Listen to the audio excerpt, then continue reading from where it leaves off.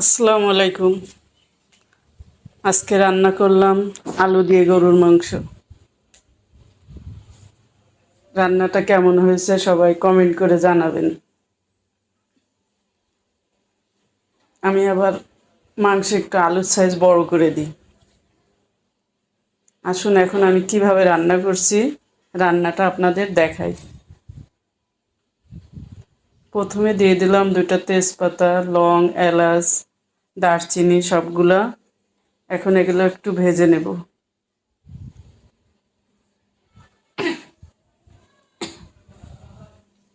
এখন দিয়ে দিলাম কাটা পেঁয়াজগুলা। এখন এগুলো হালকা করে ভেজে নেব।